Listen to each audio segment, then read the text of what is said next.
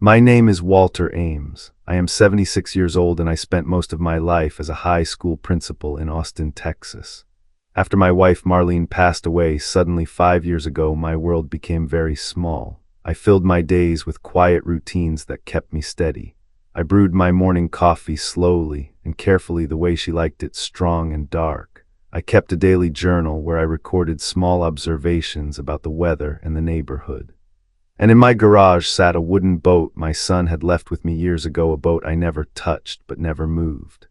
My son Derek and his wife Candace live only a few miles away, but over the years they stopped visiting unless there was something they needed. Most often it was money, a loan for a remodel, help with car payments, tuition for their kids. I gave what I could, telling myself it was what family does even when it hurt a little. Then out of nowhere came an invitation. They called late one night saying they wanted me to come with them to the Oregon coast. A change of scenery, they said, fresh air, ocean views, we could spend time together again. I wanted to believe it was a chance to put things right, to be part of my family in more than name. But what I did not know that night was that the trip would become something else entirely. This is the story of how my son and his wife left me behind in a place I had never been, and how I took back everything that was mine. It was close to 11:30 at night when the phone rang. At my age, late night calls usually mean bad news. I reached for the receiver, half expecting to hear about an accident or a hospital stay. Instead, I heard my son Derek's voice, bright and unusually enthusiastic. "Dad, you have to come with us," he said without much introduction. "We are going up to the Oregon coast for a couple of weeks and we want you to join us. You should not be alone all the time." His tone was confident, almost rehearsed. I sat back in my chair, letting the words settle. For years our contact had been limited to short phone calls around holidays or quick visits when he or Candace needed something. Now suddenly he was inviting me on a trip hundreds of miles away. It was the first time in a very long time that he had offered to spend extended time together. Before I could answer, I heard Candace's voice in the background. She took the phone from him with that smooth, firm manner she always had when she wanted something to go exactly her way. "Walter," she began, "you will need to bring your passport just in case we decide to cross into Canada for a day trip. Bring your credit card, clothes for different kinds of weather, and all your medications. We will have a cooler in the car so you can pack snacks if you want, but we will mostly eat out." She went on listing details about the route, the cottage they had booked, and even the exact time they would pick me up. Her precision might have seemed thoughtful to someone else, but to me it felt too controlled. I have learned over the years that when people prepare a plan down to the smallest step, it is often because there is more to the plan than they are saying. Even so, there was a part of me that wanted badly to believe them. Loneliness can make you ignore the little warning bells that go off in your mind. Since Marlene died, my world had shrunk to the walls of my house, the shelves of my small local market, and the few familiar faces in the neighborhood. A trip to the coast with my family sounded like a chance to step out of that routine. So I ignored the faint edge in Candace's voice and the way she spoke, as if I were a child who needed constant supervision. I told myself I was imagining it. Maybe this really was an olive branch. Maybe Derek had finally realized how little time we had left together. I agreed to go. "Good," Derek said when I gave my answer. "We will pick you up in 3 weeks. Be ready by 8 in the morning." Candace added, "We will take care of the rest. Just have your things by the door." After we hung up, I sat there in the quiet living room staring at the phone. I could not decide whether I felt hopeful or unsettled. My hands rested on my knees, and I listened to the faint hum of the refrigerator in the kitchen. I thought about the years of distance, the strained conversations, the sense that I had somehow become a footnote in my own family. That night I went to bed with the mixed taste of anticipation and suspicion. I began making a list in my head of what to pack, passport at the top, then credit card, a small cash reserve, clothes for rain and sun alike, my medicines, a book or two for the quiet evenings I hoped we might have, and still at the back of my mind a small voice whispered that I should be careful.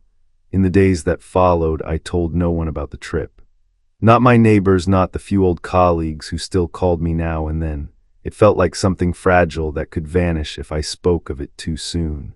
I also began to prepare in ways I did not entirely admit to myself. I wrote down important phone numbers on a sheet of paper that I tucked into my wallet. I checked the balance of my bank accounts and ordered a small refill of my prescriptions so I would have extra on hand. Each time I thought about the trip, I pictured the ocean spread out under a gray Oregon sky, the sound of gulls, the salt in the air. I imagined Derek sitting with me on a deck drinking coffee in the morning or walking along the beach talking about the past. It was a pleasant picture and I wanted it to be real. But in the very same frame there was also a shadow. Candace's voice repeating the list of what to bring, each item pronounced as if it were not a suggestion but an instruction. That shadow stayed with me no matter how I tried to push it aside. By the end of the 3 weeks, my suitcase was packed and standing in the corner of my bedroom. My passport lay on top of my folded clothes, my credit card slipped into my wallet, my medications in a neat line inside a toiletry bag. I told myself I was ready for a family vacation. In truth, I was ready for anything. The morning they came to pick me up was clear and warm. I had been ready since 6 o'clock, sitting by the front window watching the street. At 8:30, Derek's SUV finally pulled into the driveway. Candace stepped out first, crisp and polished, while Derek stayed behind the wheel. There was no real greeting, just a quick glance at my suitcase before Candace took it without a word and stowed it in the back. I climbed into the rear seat, settling my small travel bag on my lap. Derek gave a short nod in the mirror, then we were moving. At first the drive felt uneventful. The familiar streets of Austin rolled past, then the outer suburbs, then open highway. But it didn't take long for the first small stings to begin. Around mid-morning, I suggested stopping for an early lunch. I had skipped a heavy breakfast and thought it might be nice to share a meal together before the long stretch ahead. Candace turned halfway toward me, a patient smile on her face. "Dad, we are going to wait until we reach the place Derek picked out. You should avoid heavy food anyway, no red meat. Remember what the doctor said about your digestion." I frowned. No doctor had told me that. The last checkup I'd had months earlier had been unremarkable, but there was no point in arguing. The way she said it, as though she were correcting a child, made it clear my preferences didn't matter. We stopped hours later at a roadside cafe Derek's coworker had recommended. When I looked at the menu, my eyes went straight to a burger special. Candace gently slid the menu away and suggested the vegetable soup instead. Throughout the day, the pattern repeated. If I wanted coffee, they ordered tea for me. If I reached for a snack in the cooler, Candace would mention salt content or sugar levels, as though every bite I took was a medical emergency waiting to happen. By itself, each moment was small, even plausible if taken at face value, but together they began to feel like a campaign to make me seem fragile. At a gas station in Oklahoma, we stood in line to pay for bottled water. A cheerful cashier asked where we were headed. Candace smiled warmly and said, "We are taking Dad to the coast. He needs a break, and we have to make sure he remembers his medicine this time." She laughed as though it were a harmless joke. The cashier laughed along. I didn't. I remembered every dose I had taken for years, never missing one. Her words hung there, planting a seed in a stranger's mind that I was forgetful. By the second day, I had stopped initiating conversation. From the back seat, I could hear their voices up front. Low, but just loud enough for fragments to reach me. Once, while Derek adjusted the GPS, I caught him saying, "Just let him think he's fine. The more he slips, the easier it will be." Candace's reply was muffled, but I made out one phrase, "El letter one EABN, M letter one ED9T chut." In Vietnamese, my mother's tongue, it meant a little senile. Hearing it chilled me more than the air conditioning blasting through the vents. I sat there watching the highway stretch endlessly ahead, wondering how long they had been talking about me this way. Had this trip been planned for my benefit at all? Or was it something else entirely? The laughter I had hoped to share with my son had been replaced by whispers and sideways glances. When we stopped for dinner that night, it was at a trendy restaurant in a small town just over the Kansas border. Derek parked close to the entrance but made no move to open my door. Inside, while we waited for a table, Candace chatted with the hostess about the trip. Again, she slipped in a remark about keeping an eye on me, about making sure I didn't wander off. She said it lightly, but the hostess looked at me with the kind of sympathetic smile people give to someone they think has lost their bearings. At the table, I tried to reassert myself by ordering a steak, medium rare. Candace's hand closed the menu before the waiter could write it down. "Maybe something easier to chew," she suggested sweetly. Derek chuckled without looking up from his phone. I forced myself to stay calm. To let the small humiliations slide. I told myself it was easier not to fight over every word, every choice. But inside, I was tallying each moment, every remark about my memory, every false story about my health, every time they substituted their judgment for my own. That night in the motel room, I lay awake listening to the hum of the old air conditioner. Somewhere beyond the thin wall, I could hear faint laughter from their room. My mind turned over their words from earlier in the day. Let him slip. El letter one EABN M letter one ED9T chut. It was no longer just a suspicion. Something was being set in motion, and I had no idea where it was meant to end, but I knew I needed to be ready. By the time we reached Cannon Beach, the weather had turned cool and damp. The sky was a solid sheet of gray, and the ocean looked like steel under the heavy clouds. Derek parked the SUV near the rental house, a modest two-story place with a wide porch facing the shore. From the outside, it looked peaceful, the kind of place where a family could share long dinners and late-night talks. I wanted to believe that was why we were here. On our first evening in town, Derek announced that we would go to a nice restaurant a few blocks away. The place was crowded with tourists and locals, the air rich with the smell of grilled fish and butter. We were seated near the window with a view of the beach just beyond the glass. I was just beginning to enjoy the hum of conversation and the warmth of the room when Candace leaned toward the couple at the next table. They were about her age, well-dressed, and clearly curious about us. She smiled and said we brought my father-in-law with us for the trip. He had a little accident in the kitchen last week, so we thought it would be good to keep an eye on him for a while.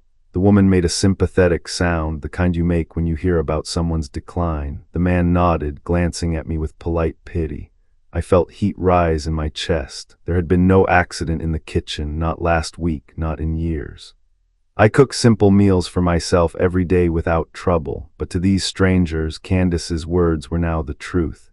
Before I could respond, Derek pulled out his phone. "Dad, look over here," he said, but the timing was deliberate. I was leaning slightly forward, my hands clasped on the table, my expression somewhere between confusion and irritation from what Candace had just said. He snapped the picture before I could adjust myself. I saw him glance at the screen and give a small, satisfied smile. We ordered dinner, though the pattern of control continued. I wanted the pan-seared salmon, but Candace shook her head and reminded me about a supposed stomach problem. She recommended the chicken instead, saying it would be easier for me. When the food arrived, Derek made another point of taking photos, this time with me mid-bite, the angle unflattering. I could guess what these images would look like out of context, a frail old man in need of constant supervision. As the meal went on, I realized what was happening. They were not just managing me on this trip, they were creating a record. Little stories about forgetfulness or clumsiness told to strangers. Photographs that caught me at my least composed. Each piece alone meant nothing, but together they could be used to suggest I was no longer capable of living independently. I ate the rest of my dinner in silence, tasting nothing. My mind was already moving past the moment, thinking about how this would fit into whatever plan they had for me. I remembered the whispered words in the car, let him slip, and understood them differently now. They were building a case, one casual remark and one staged photograph at a time. When we walked back to the house that night, the wind coming off the ocean cut through my jacket. Derek and Candace chatted ahead of me, their heads bent close. I stayed a few steps behind, watching their silhouettes against the dim glow of the streetlights. My feet moved on the damp, sand-dusted pavement, but my thoughts were fixed on the growing realization that I was not here for a family vacation. I was here as part of a plan in which I had no say. Inside, I excused myself early and went to my small upstairs room, sitting on the edge of the narrow bed. I thought about how quickly a story can be written for you by others, how easily it can become the only version that people believe. That night, for the first time, I began to think seriously about how I might have to write my own ending before theirs took hold. I woke the next morning to the sound of gulls outside and the distant crash of waves. The house was silent, no footsteps on the stairs, no murmur of voices from the kitchen. I pulled on a sweater and went downstairs, expecting to find Derek and Candace having coffee or making plans for the day. Instead, the kitchen was empty. On the table sat a folded note in Candace's neat handwriting. Dad, we went on a day trip to a neighboring town, back late tonight. There are sandwiches in the fridge. No phone call, no discussion, just a note. I poured myself a glass of water and tried to shake off the unease. Maybe they wanted some time alone. It was not unusual for them to keep their own schedule, but something felt wrong. I decided to take a short walk before breakfast, maybe down to the beach to clear my head. Reaching for my wallet to check for a few small bills, I noticed immediately that it felt lighter. Sitting at the table, I opened it and sifted through the contents. My cash, $940, was still there, folded neatly in an envelope in the main compartment, but the credit card I had brought for the trip was gone. I checked every slot twice, then again. Nothing. A cold feeling spread through me. I went upstairs to my room and unzipped my suitcase. I kept my passport in the inner pocket under my shirts, exactly where I had placed it before leaving Austin. It wasn't there. I emptied the shirts onto the bed, searched the toiletry bag, checked my jacket pockets. Nothing. I stood still for a long moment, staring at the bed. The night before, I had shut my door but not locked it. I had assumed I could trust my own family. Now I pictured Derek or Candace slipping in while I slept, removing exactly what would leave me stranded, my identification and my means of payment, while leaving the cash as if to prove nothing was missing. The implication was clear. With no credit card and no passport, I would have trouble booking any travel, checking into a hotel, or even proving my identity beyond a state driver's license that was years out of date. I was an old man in an unfamiliar town on the far side of the country, suddenly stripped of the tools that would allow me to leave on my own. I sat down in the chair by the window and looked out at the dull silver horizon. My first instinct was to call them. But even as I reached for the phone on the small desk, I imagined the conversation. They would say I had misplaced the card. They would suggest I had left my passport at home. They would laugh gently and reassure me they would help me find it later. And then the story of my forgetfulness would grow. I put the phone back down. The truth was beginning to take shape, and I needed to be careful. This was no accident. They had taken the items that mattered most. And they had done it quietly, leaving just enough in place to avoid immediate suspicion if I were to tell someone else. I walked to the small refrigerator, found the sandwiches wrapped in plastic. I wasn't hungry. My mind was too busy thinking through my next move. I still had cash. I still had my driver's license. That meant I had options, limited though they might be. Leaning against the counter, I understood that the trip had shifted. It was no longer about managing their small slights and quiet humiliations. Now it was about finding a way out before the picture they were painting of me became permanent. I knew sitting in that kitchen that doing nothing was not an option. The longer I stayed, the more they could shape the story about me. If they returned that night with some sympathetic local in tow to help me, it might already be too late. I needed to act before they came back. There was no phone in my room upstairs. But on the ground floor near the entrance, there was a small desk set up for guests, with a local landline and a binder of tourist information. I picked up the receiver and dialed the number on the back of my bank card from memory. The automated menu took me to a representative after a short wait. I gave my name, my account number, and told them plainly that my credit card had been stolen. I insisted it be blocked immediately.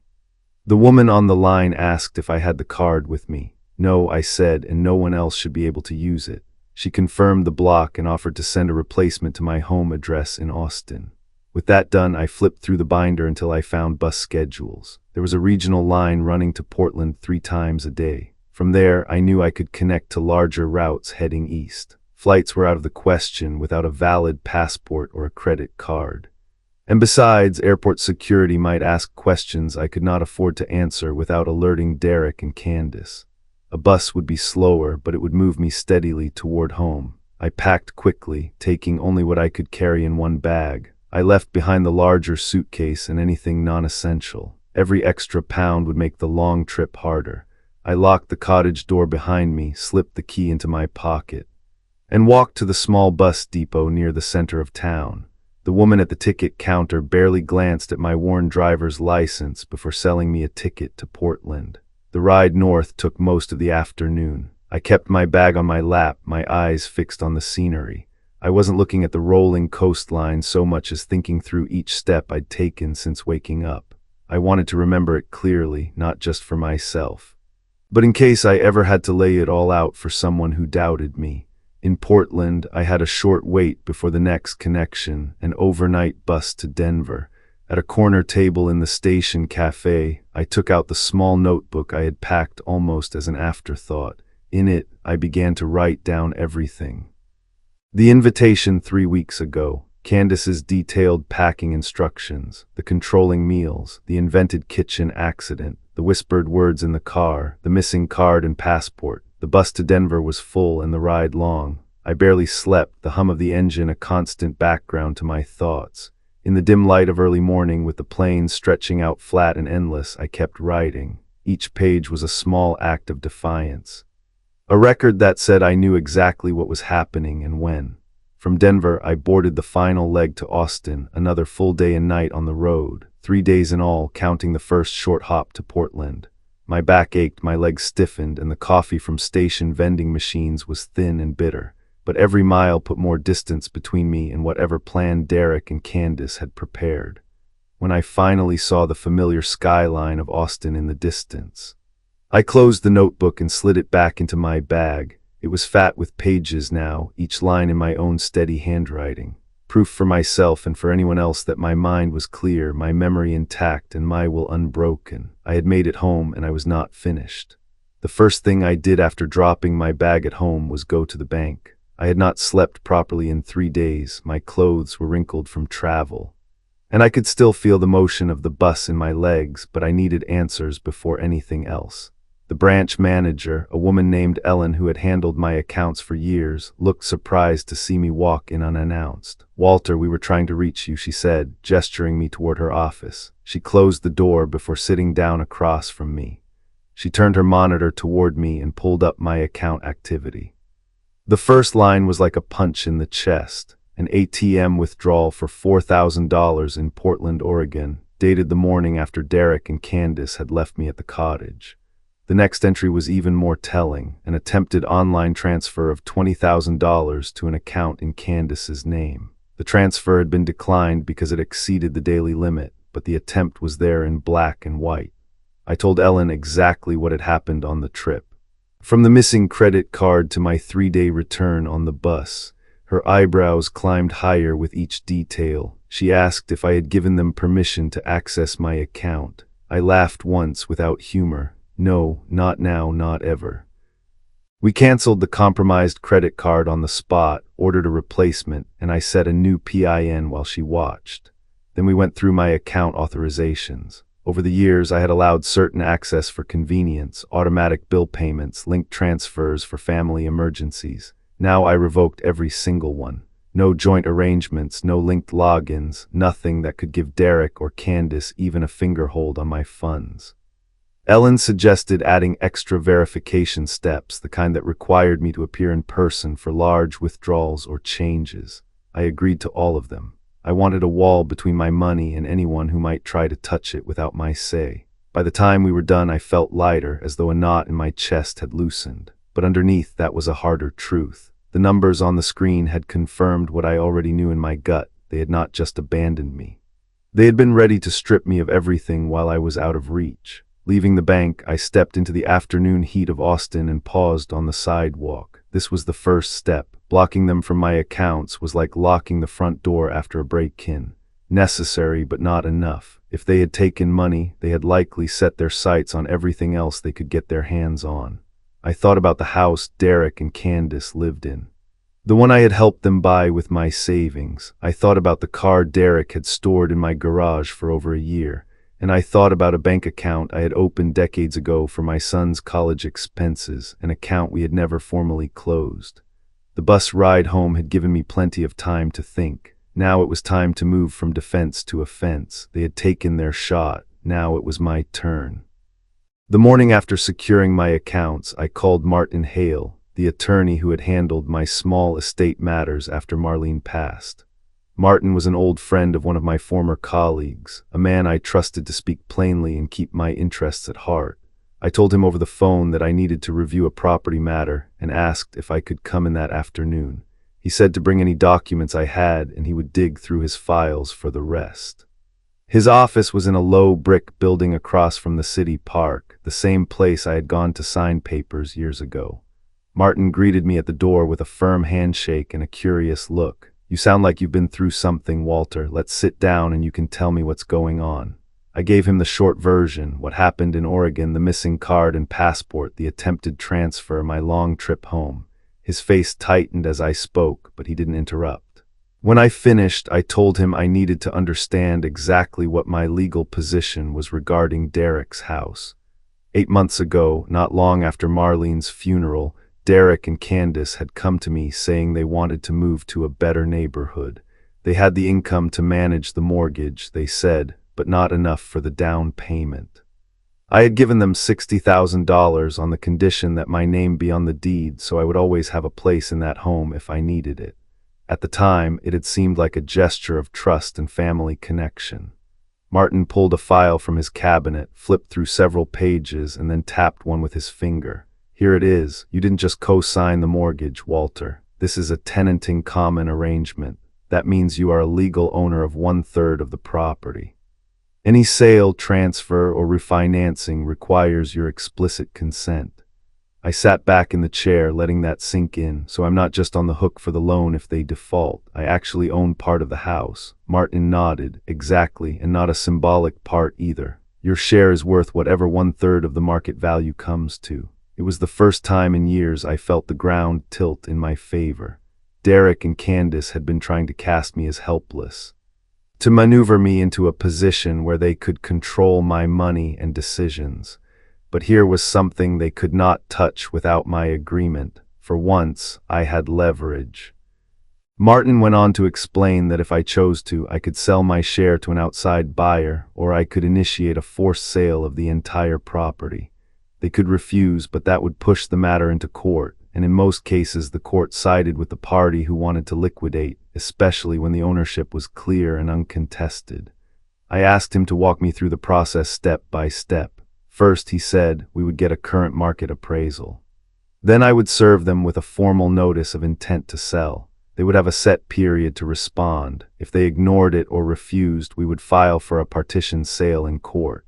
It could take months, but in the end the property would either be sold or divided, and I would get the value of my share. As he spoke, I felt something I had not felt in weeks: control. For the first time since the trip began, I was not just reacting. I had the ability to choose my next move. When I left Martin's office, the heat outside seemed less oppressive.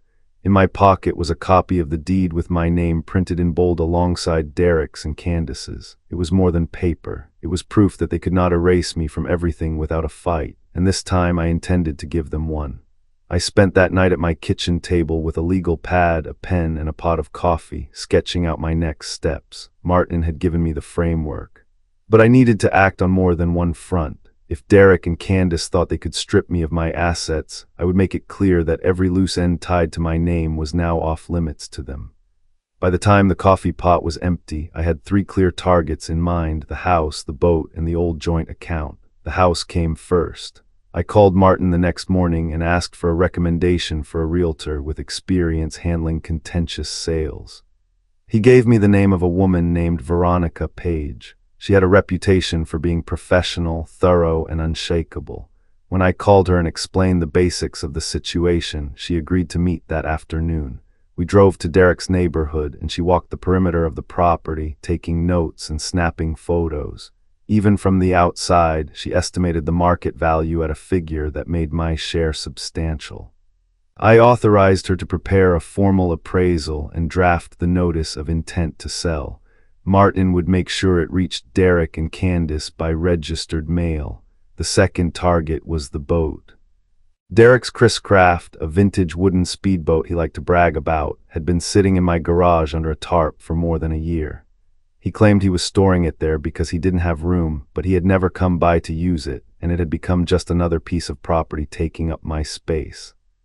I did some research and learned that under state law, if property was left on someone else's premises unused for a set period, and the owner failed to respond to notices, it could be claimed as abandoned. I filled out the necessary forms at the DMV, attaching photographs and a statement of how long the boat had been there. The clerk told me they would send certified letters to Derek. If he didn't contest it within 30 days, I could have the title transferred to my name and sell it as I pleased. The third step was the old joint account, years ago when Derek was in college.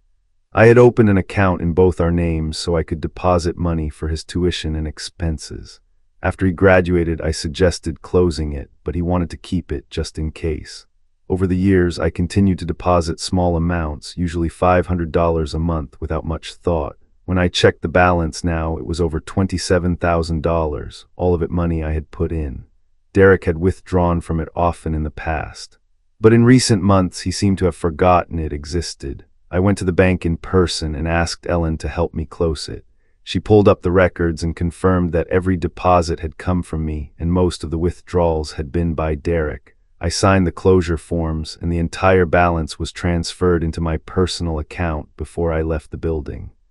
By the end of the week, all 3 moves were in motion. The notice of intent to sell was on its way to Derek and Candace. The DMV had started the clock on the boat claim. The joint account was gone, the funds safely under my control. I knew none of this would make them happy, but I was beyond caring about their reactions. Each step I took wasn't just about reclaiming assets, it was about dismantling the quiet hold they had assumed over my life. Piece by piece, I was taking back what was mine. The response from Derek and Candace came faster than I expected, and it was exactly the kind of maneuver I had been bracing for. Veronica called me one morning with a tone that was calm but edged with irritation.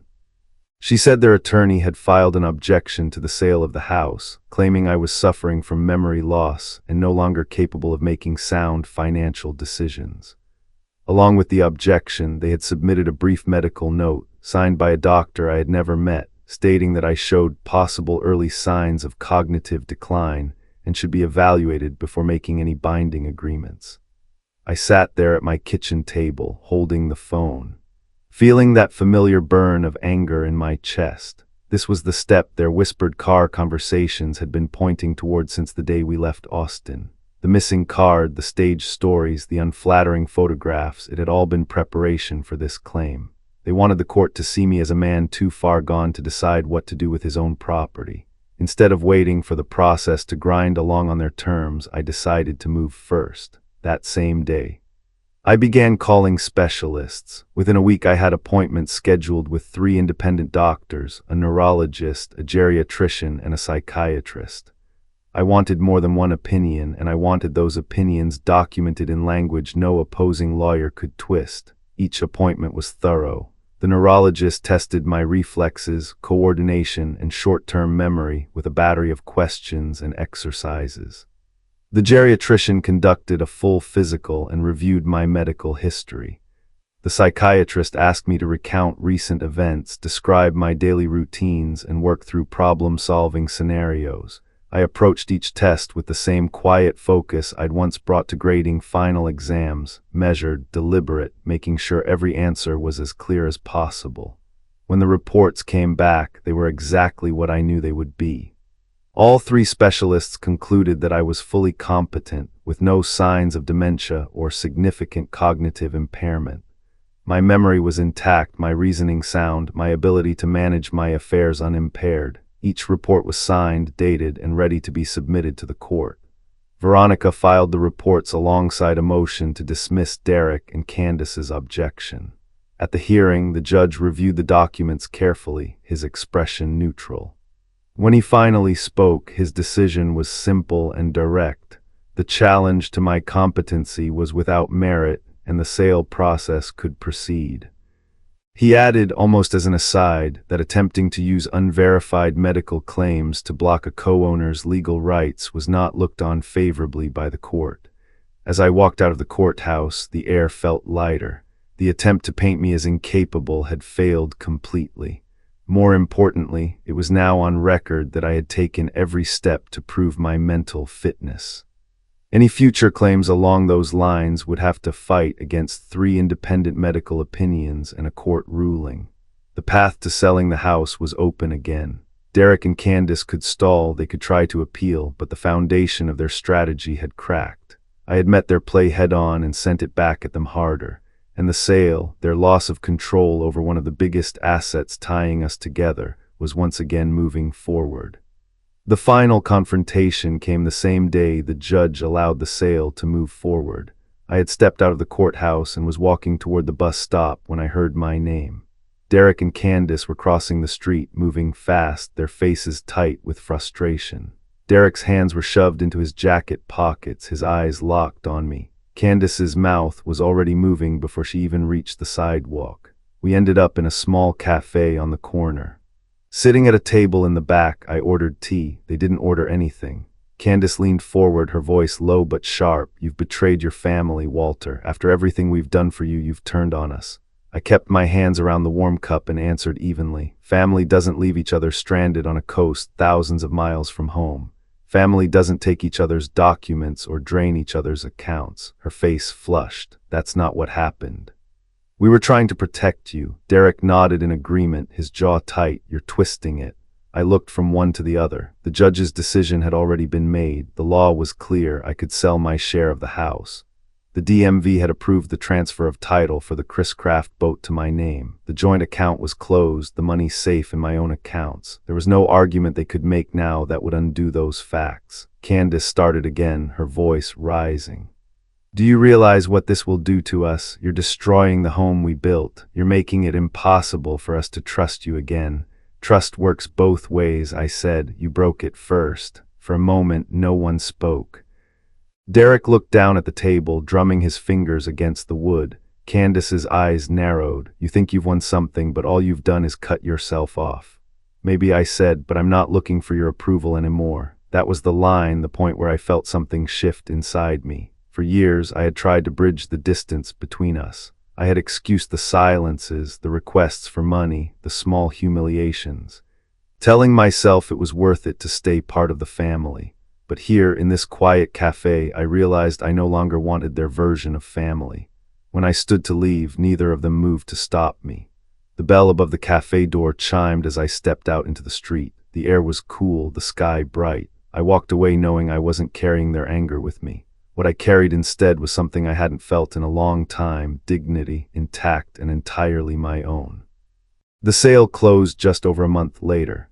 My share of the proceeds from the house was wired directly into my account, more than enough to keep me comfortable for the rest of my life. The Chris Craft, now legally mine after the DMV ruling, sold quickly to a collector who appreciated its history. With both transactions complete, there were no ties left between my finances and Derek or Candace. I moved into a modest apartment on the far side of town, a third-floor unit with a small balcony that looked out over a quiet lake. The mornings there were still, the kind of stillness I hadn't felt in years. I changed my phone number, set up a new email address, and gave them only to the few people I wanted to hear from. Each day began the same way, coffee brewed strong the way Marlene had liked it, steam curling up into the cool air, but now I made it for myself alone. One afternoon, a plain postcard appeared in my mailbox, no return address. On the front, a photograph of a rocky coastline, the waves breaking against dark cliffs. On the back, in careful handwriting, just one sentence: "Thank you for telling the truth, Zoe." I stood in my kitchen holding that card, thinking of my granddaughter. I didn't know how she'd found my address or exactly what she meant, but I placed the card beside Marlene's photograph on the shelf. It wasn't a story with a neat, sweet ending. It didn't need to be. What I had now was peace and the right to decide how to live whatever years were left to me, and that was enough.